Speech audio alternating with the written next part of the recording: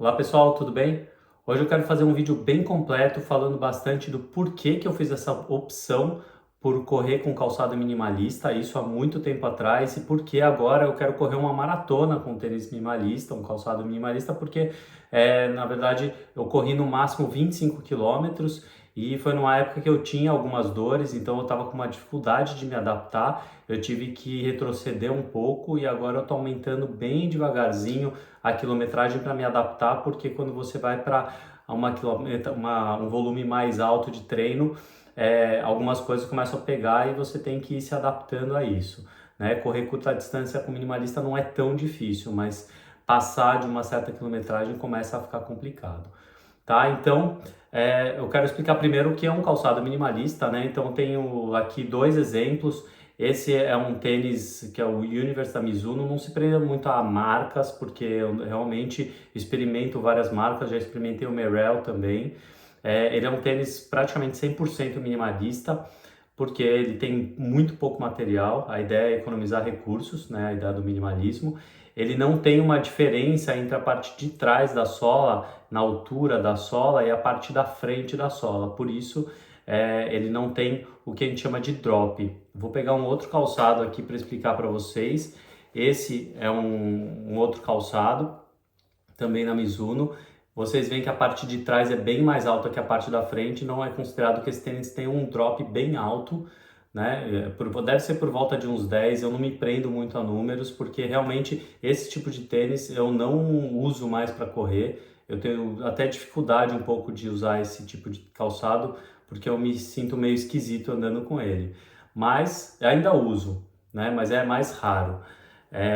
Eu estou preferindo os calçados que tem por volta para correr, por volta de 8, 7 de drop no máximo, que eu ainda fico confortável, tá? Então, o porquê que eu fiz essa opção foi que lá para 2010 veio uma onda muito grande quando lançaram o Five Fingers, foi porque o Daniel Lieberman publicou na Nature um artigo super polêmico dizendo que as pessoas iam diminuir o impacto na parte óssea por correr entrando com a parte da frente do pé, e a melhor forma de se adaptar a isso, era o que dava a entender no estudo, era correndo com tênis minimalista ou descalço, né? Foi aí que lançaram o Five Fingers e foi uma onda muito grande de pessoas que se machucaram porque provavelmente a maior parte delas não estavam preparadas, não deram o tempo necessário para o corpo se adaptar a essa realidade de correr sem amortecimento, a correr sem drop.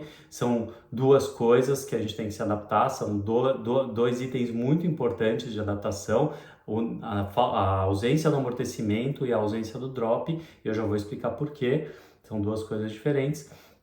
E as pessoas acabaram se machucando e um pouco denegriu a ideia do minimalismo, mas mesmo assim vem crescendo. Principalmente aqui nos Estados Unidos, as pessoas estão aderindo muito mais, tem muito mais marcas para escolher. No Brasil é um pouco limitado, agora tem uma marca de tênis casual que também é minimalista no Brasil, com o conceito barefoot, né, que é o pé ficar bem espalhado dentro do calçado, ter a parte do cabedal bem larga para os dedos poderem se espalhar e bom, o cabedal é essa parte da frente do pé, né? Esse é um tênis casual que eu trouxe como exemplo. Ele é praticamente sem drop, ele é sem drop nenhum, ele é reto, ele tem um pouco de amortecimento, ele é confortável e ele tem um cabedal um pouco mais largo, mas ainda dentro do conceito do barefoot, né, que o pessoal tem preconizado, ele ainda não é tão largo no cabedal. Essa parte da frente do pé teria que ser um pouquinho mais larga para ser considerado um tênis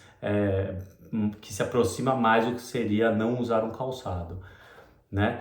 E o que me levou efetivamente a usar o minimalista, a testar e a gostar, foram mais alguns estudos que eu fui lendo de que a movimentação era uma coisa que os nossos ancestrais faziam o dia todo. Então eles corriam, por exemplo, 40 quilômetros, 60 quilômetros, poderia ser uma distância que era corrida num período de um dia pelos nossos ancestrais, e não num período de 2 horas, 4 horas, como é pretendido dentro de uma maratona ou de uma ultramaratona, né? Então, esse conceito que a gente tem de correr rápido vai muito contra a nossa natureza. Então, quem quer correr longas distâncias e não se machucar já tem que pensar nesse princípio. Não é tão natural para a gente correr rápido os 40, 50, seja lá quantos quilômetros você quer correr. O natural é fazer durante um dia, né? Então, se você tentar correr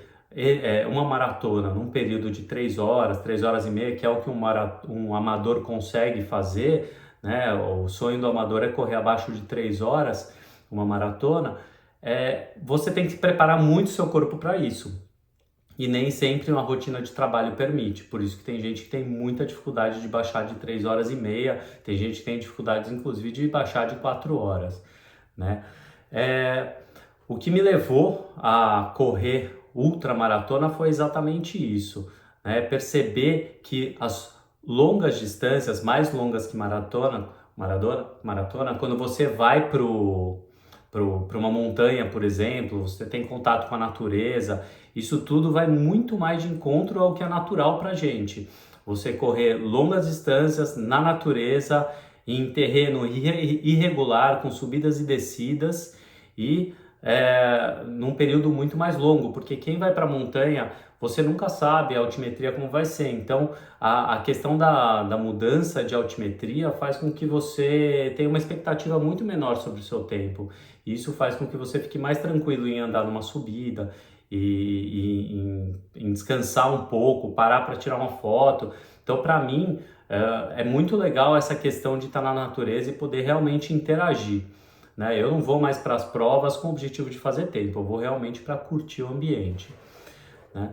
E depois que eu tive minha última lesão no joelho esquerdo, eu tomei essa decisão de criar um desafio para mim, de ir mais em direção a usar o minimalista e menos em direção a usar esses tênis com amortecimento. E qual a diferença que eu sinto? Todas as vezes que eu corro com minimalista, hoje o que eu tenho usado muito ultimamente é essa sandália minimalista. Não é a ideal ainda, não é aquela sandália ancestral, mas é a que eu comprei, eu estou usando ela.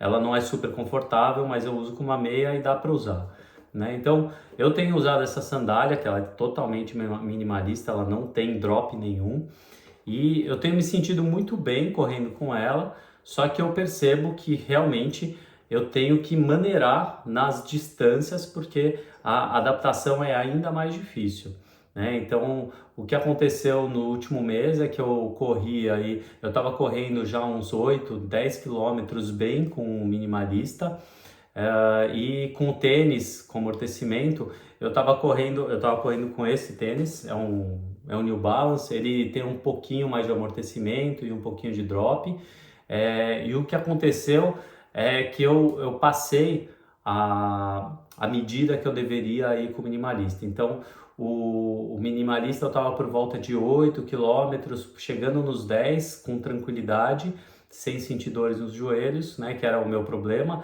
na lesão do menisco, de cartilagem que eu tive, e com o tênis comum eu estava correndo por volta de 12 quilômetros.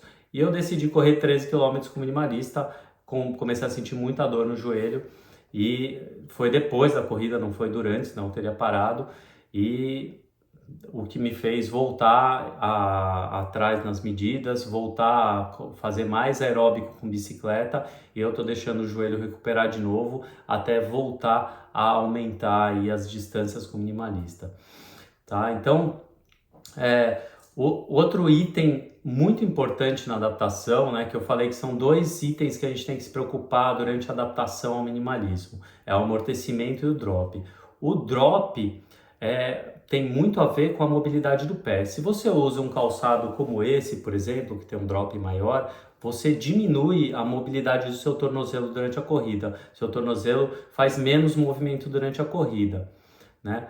Então, com o tempo, correndo com minimalista, você vai usar muito mais o seu tendão calcâneo, você vai entrar mais com a ponta do pé, que é uma tendência. Quem corre com minimalista começa a jogar o peso mais para anterior e entrar mais com a ponta do pé na corrida. Isso é natural, você não precisa forçar. O teu pé naturalmente vai para médio pé, ou para a ponta do pé na entrada, que é isso que diminui o impacto do osso, mas ao mesmo tempo solicita muito mais da musculatura do tríceps, né, do tríceps sural, da panturrilha, que é ligada no tendão calcâneo. Então, usando esse tipo de calçado mais baixo, sem drop, você vai forçar mais a musculatura. Então você tem que dar um tempo para o corpo se adaptar e o próprio osso precisa se adaptar. Por que que o osso precisa se adaptar ao minimalista? Porque a forma como o impacto vai correr pela tíbia, vai correr pelos seus ossos, é diferente. Vai correr os vetores de força vão passar por partes diferentes do osso. E isso também requer uma adaptação que você tem que deixar o corpo por longo prazo. A cada semana, aumentando 1 km, 2 km no máximo por semana. A gente fala que é no máximo 10% do volume semanal que você vai aumentar para dar tempo para o corpo ir se adequando àquele impacto que vai correr pela perna diferente. E um outro dado importante que eu estava falando é o amortecimento. O amortecimento tem que tomar cuidado por 2 motivos. Primeiro, que tênis muito macio, calçado muito macio, vai aumentar a oscilação do teu pé lateralmente, vai fazer mais pronação durante a corrida, que é natural. Você usa um tênis mais macio, você provoca mais essa oscilação lateral, né? Medial, que a gente fala, na verdade, que é para dentro.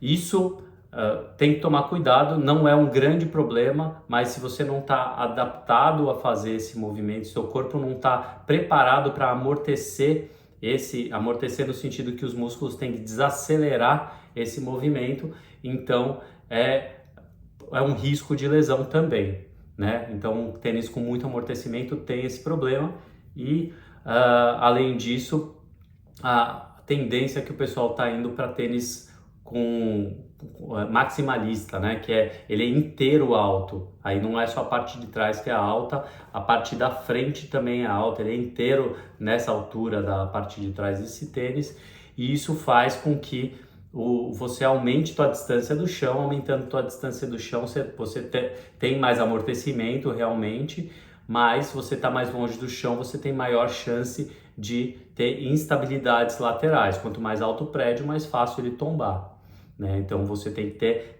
músculos melhor trabalhados na estabilização para que você não torça esse pé, não caia por conta de um tênis maximalista. Então tudo é uma questão de adaptação. O que a gente sabe por estudos é que não tem um tênis melhor que o outro.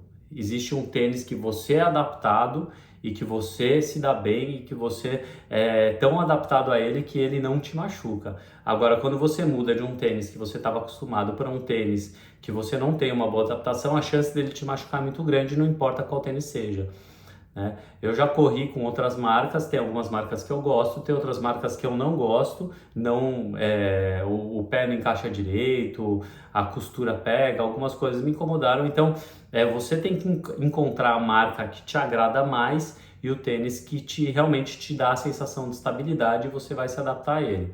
Agora, o que estudos posteriores do próprio Daniel Lieberman mostraram, um estudo de 2015 do Daniel Lieberman mostrou que as pessoas que correm, né, os nativos lá da tribo que ele estava estudando, que corriam com descalços ou com calçados minimalistas, né, sandálias, eles têm uma facilidade maior de se adaptar a qualquer tipo de calçado.